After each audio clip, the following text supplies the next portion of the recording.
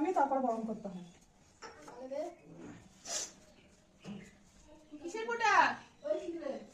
না সেটা দিও না, না না না।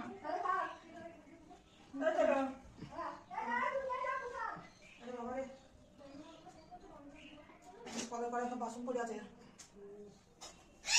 ঠাকুরটাকে মিষ্টিটার মুখে ধেবড়ে দিয়েছে, গায়ে গালে একটু সিঁদুর দিতে হয়। যত্ন করে